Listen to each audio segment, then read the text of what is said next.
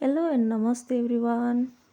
सर्वप्रथम त हजुरहरू सम्पूर्णमा नववर्ष 2083 सालको हार्दिक मङ्गलमय शुभकामना। अगाडिका वर्षहरू जसरी बिते पनि अब आउने वर्ष चाहिँ खुसी र हर्ष उल्लासका साथ बितोस् भन्ने कामना गर्दछु।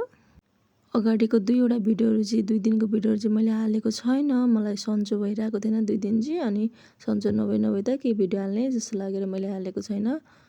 अनि आज पनि बिजी नै थिएँ, बिजी भए पनि न्यु इयरको दिन होइन, आज चाहिँ भिडियो हाल्छु भनेर अनि मैले भिडियो बिहानको 1-2वटा क्लिपहरू थियो, दिउँसोको क्लिपहरू त लिनै पाएको छैन, अनि त्यो बिहानको भए पनि मैले भिडियोहरू चाहिँ राखेँ।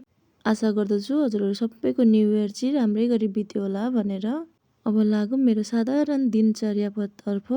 म चाहिँ सदा झै सामान्य पानी पिएर, गृहिणीले गर्ने काम त्यही त हुने होइन, पोछा लाउने, कुचो लाउने त्यस्तै गरिँदैछु।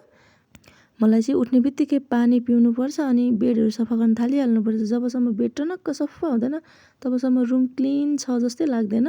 अनि म चाहिँ बेड सफा गरिसकेर अनि पूजा गर्छु। पूजा गरेर अनि मेरो आज दिउँसो लुगा धुनु पर्ने थियो, हेर्न मबाट कत्रो ब्लन्डर मिस्टेक भयो। मैले आज पेन्टको गोजी चेक नगरी हालेछु लुगा, अनि पछि चाहिँ मेरो ब्रास बाहिर निक्लिरहेको थियो क्या, मेसिन चलिरहेको बेला एकछिन म चाहिँ सक भएँ। यो चाहिँ मेरो 2083 सालको फर्स्ट मिस्टेक भनेर म पुरपुरोमा हात लाउँदैछु।